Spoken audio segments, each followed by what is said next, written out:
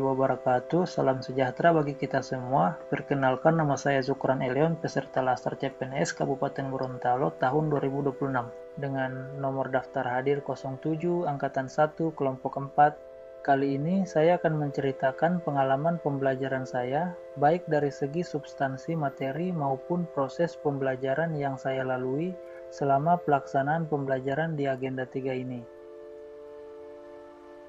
Dalam agenda 3 ini, metode pembelajaran yang diterapkan sama dengan agenda 1 dan 2 sebelumnya, yaitu menggunakan metode sinkronus dan asinkronus. Pada metode sinkronus, kami melakukan tatap muka virtual yang interaktif melalui Zoom. Sedangkan pada metode asinkronus, kami melakukan pembelajaran mandiri serta pengerjaan tugas, baik tugas individu maupun kelompok, melalui learning management system yang telah disediakan.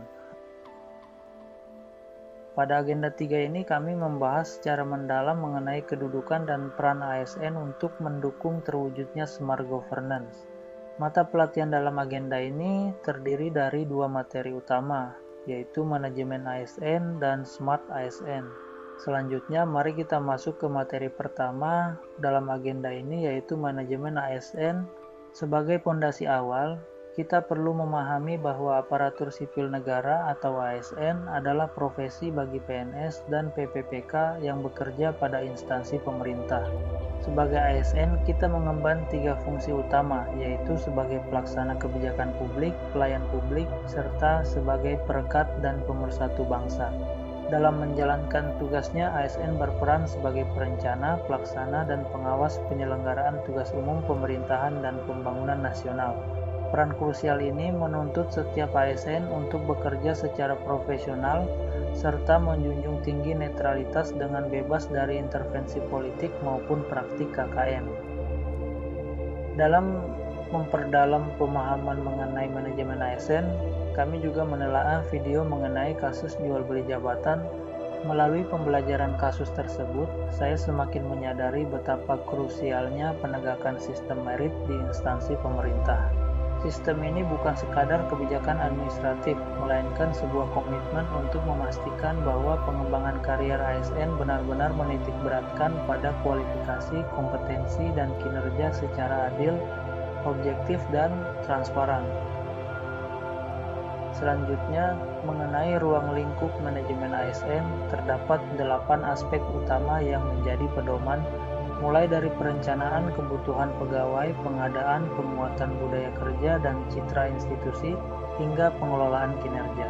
Selain itu, cakupan manajemen ini juga meliputi pengembangan talenta, karier dan kompetensi, pemberian penghargaan dan pengakuan, serta prosedur pemberhentian. Keseluruhan poin ini memastikan tata kelola ASN berjalan secara terukur dan sistematis. Beralih ke materi kedua, yakni Smart ASN. Smart ASN diartikan sebagai kemampuan seseorang untuk mengakses, mengelola, memahami, mengintegrasikan, mengomunikasikan, mengevaluasi, dan menciptakan informasi secara aman dan tepat melalui teknologi digital. Untuk mencapai kecakapan tersebut, kita perlu menguasai 4 pilar literasi digital.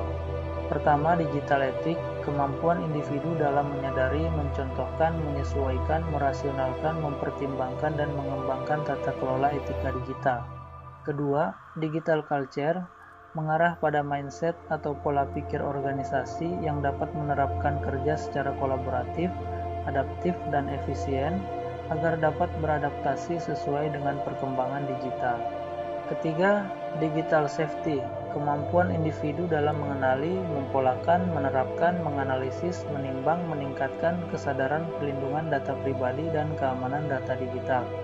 Dan yang terakhir, digital skill, kemampuan individu dalam mengetahui, memahami, dan menggunakan perangkat keras dan piranti lunak TIK serta sistem operasi digital. Sebagai penutup dari agenda ini, saya menyimpulkan bahwa kemajuan birokrasi sejatinya berawal dari kualitas aparaturnya. Perpaduan antara integritas dalam manajemen ASN dan kecakapan literasi dalam Smart ASN merupakan fondasi utama bagi kita untuk menghadapi tantangan zaman dan memberikan pelayanan terbaik bagi masyarakat. Demikian pemaparan saya. Terima kasih.